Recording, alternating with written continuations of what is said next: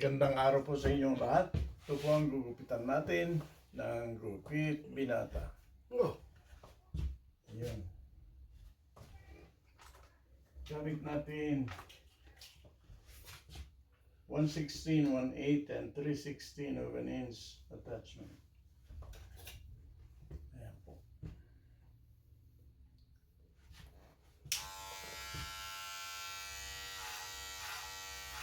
Yes, kala ko kasi mayaman na nagamang yun. Ang kuha nilang kickback. Pero malaki. Hindi na medium.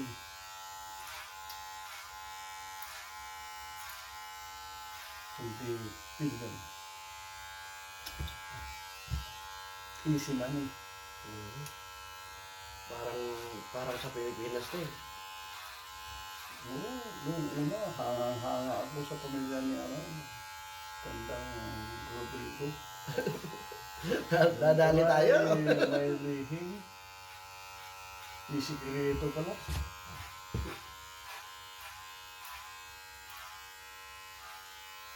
Ano ba bang sabi ko? Kung magsalita kung parang bait. Kaya nagagalit mga pamangkin ko noon dinidipinsahan ko siya. Sinasabi ko, hey, Dave, come on alone.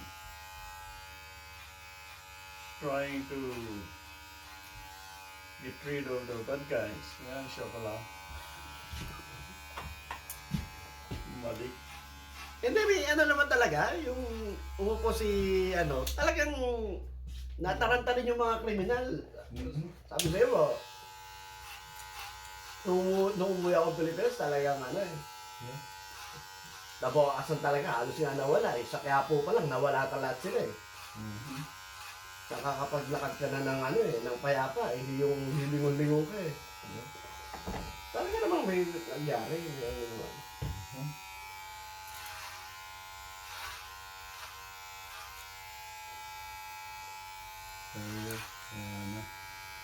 Kaya nagtataka ako noon.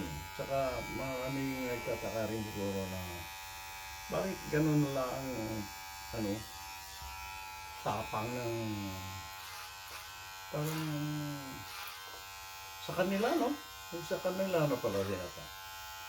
Dahil nabili na yung island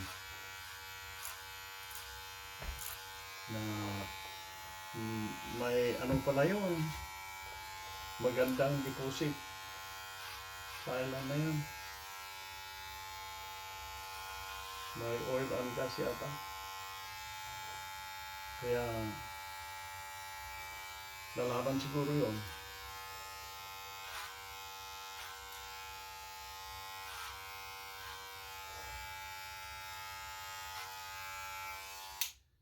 So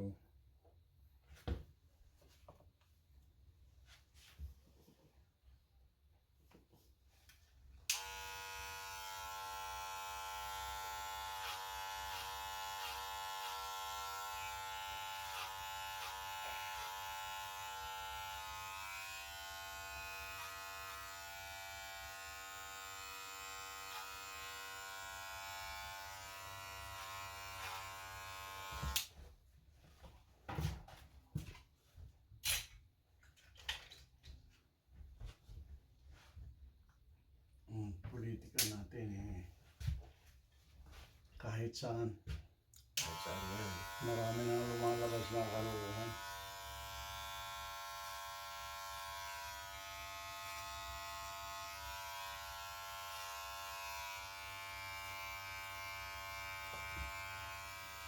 Nakala natin pag dito sa Amerika, mababait ang taon dyan.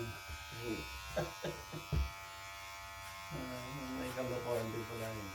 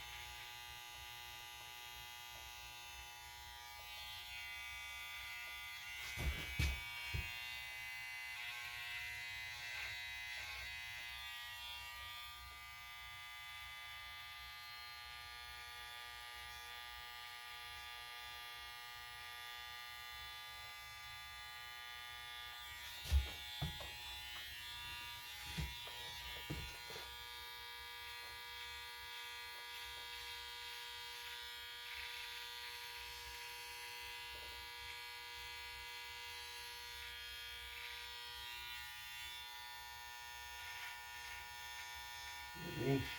Good job. Oh.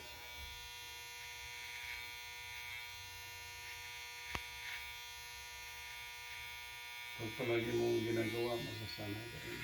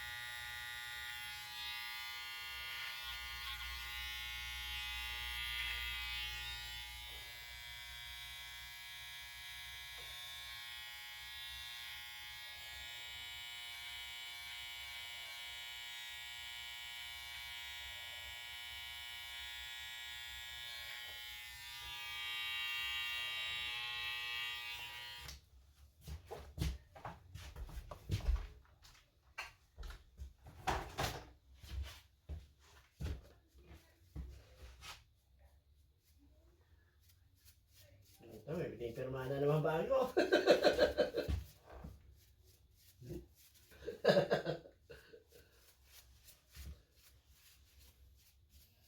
Ay, pinipirma na. Yung Gulf of Mexico, naging Gulf of America na, no?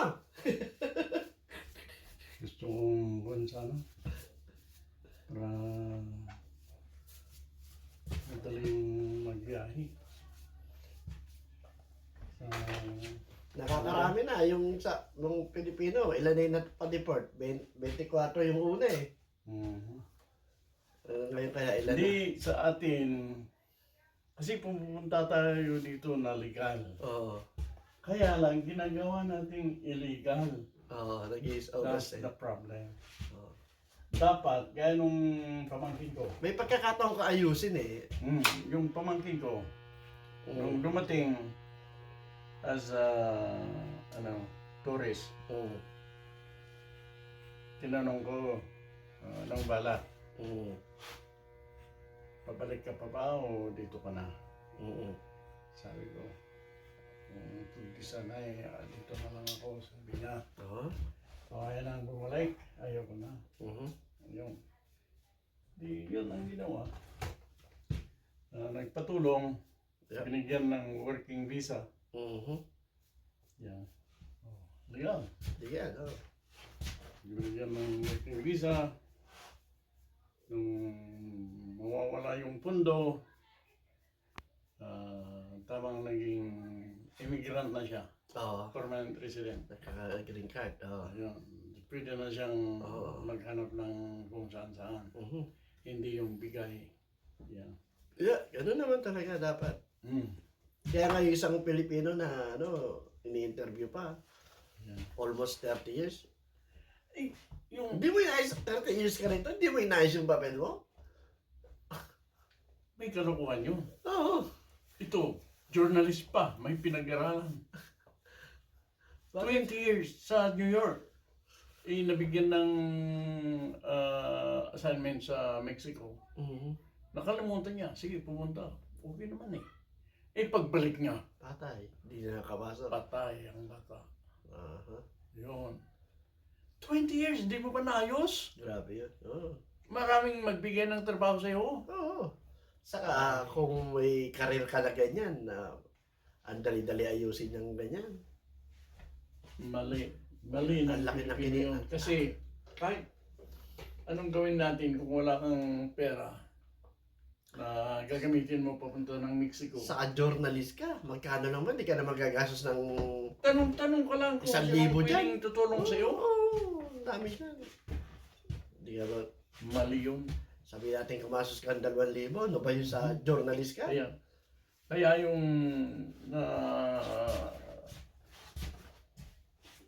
na-deport dito, Ng Pilipino, kasalanan. Kasalanan din nila Ng yun. Pilipino Oh. yun. Sa akin, Dito ba sa Anchorage? Wala pa, no? wala. Hindi pa nagpunta yung ice, ano?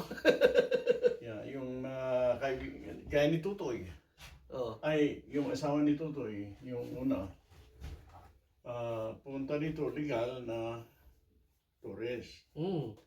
Pero yun, gaya ng pamangkin ko, ayaw nang bumalik. Hindi naghanap.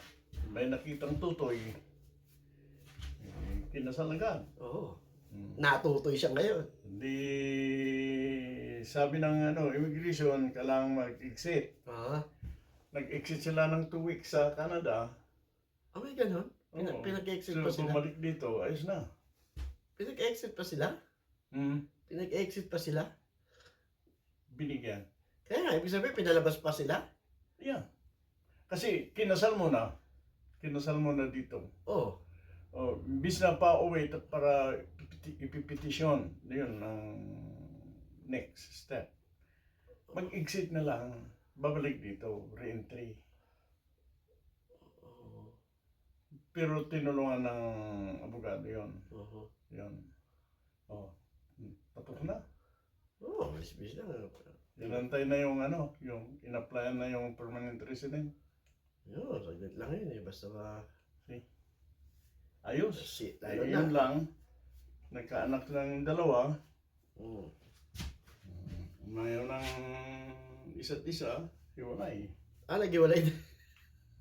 Ah, Lang yun. yep. Yun ang problema sa marurunong. Eh, hindi. Ano na yun, na-influensya na ng Amerikano yun, ganun. Hindi naman tayo ganun eh, di ba? Matsatsaga tayo eh. Yes. No, eh, yung isa na demonyo na Yes. yun ang nangyari ron. Mhm. Pero kung sa culture natin, matsatsaga yan. Yes. Tama. Na-influensya na lang ng siyempre nandito, Yes. na-influensya na lang ng western Pastor Jumar. Yan, kinakausap ko kung magpunta rito. Inaantayin din niya yung sabi ko, huwag mo nang antayin. Puntahan mo. Yeah. Dapat na pwedeng kausapin sa sitwasyon mo. Yeah. Ayun. Maralaman natin pagbalik. Kasi kung gaantay ka lang, Wala yun. tamad ang mga natin, ginagaya ng Pilipinas. Mhm. Imbis na matatapos na hindi tatapusin. Mhm. Hindi, tama lang eh. Ikaw may... Intentional yun. Mhm. Nukulo ko na rin mga dito. Tsaga-tsaga lang doon. Oo. Ang tagal pa naman pag tumawag ka dyan. Napakatagal ng proseso. Kaya po. Kailangan umaga pa. Yun ang frustration ko. Hindi sasagutin ang telepono. Ganyan yan. Kaya kailangan, tsatsagain mo lang talaga para yung mo, ibig sabihin, para gumagalaw na Yeah. Sabi ko, bakit ganyan? Binabayaran naman kayo eh. Mhm. Pasok kayo hindi, may bayad kayo. Yeah. Sino ang nagbabayad? Taxpayers. Yeah.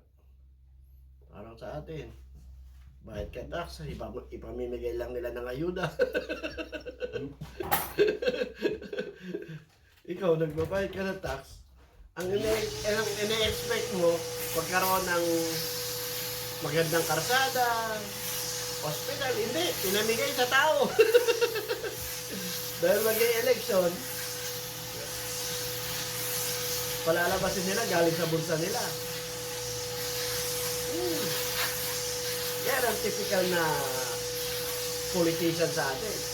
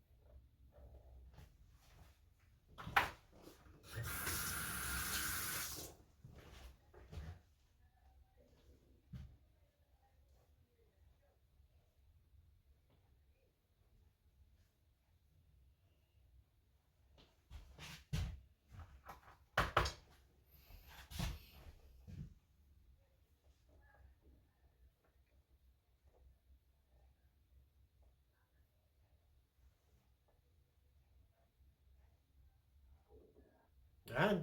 Ginugutom na kayo. Ayos na.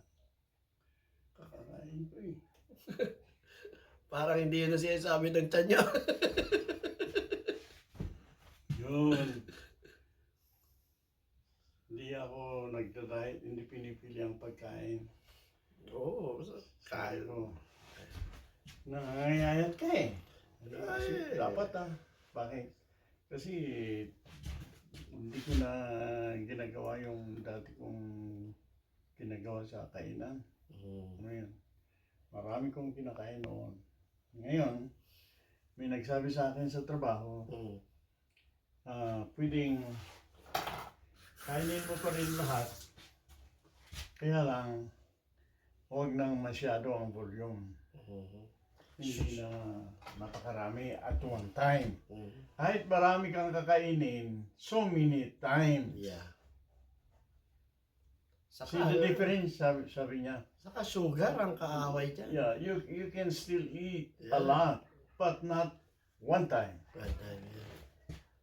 Eat as many times as you want. Yeah. Every 2 hours. Yeah. But little bit at a Dito, time. yeah. Yun. Siyempre, yung maraming kunti, marami din yun. Oo, marami yan. Yes. And you don't gain weight, but you don't lose weight either. Yeah. Yun ang sabi sa akin. Ba, gano'n Tama nga naman. Kaya yan ginagawa ko. Hindi mo kailangan kumain ng marami ng one time kasi One time. yung may edad ka na, yung panunaw mo, hindi na katulad nung bata ka, yung ano. Tama. Yes. Mag-iiba ang ano natin. Yung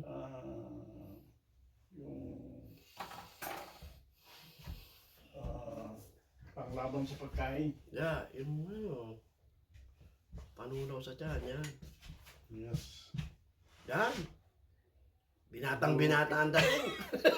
Gupit lang Gupit pala. Gupit lang pala. Kala ko, binata. Gupit lang yun. Gupit lang yun, ha? Gupit lang yun. Yes. Baka may magalit. Ayan. Ayan na po ang gupit binata natin. Maraming salamat po sa panonood.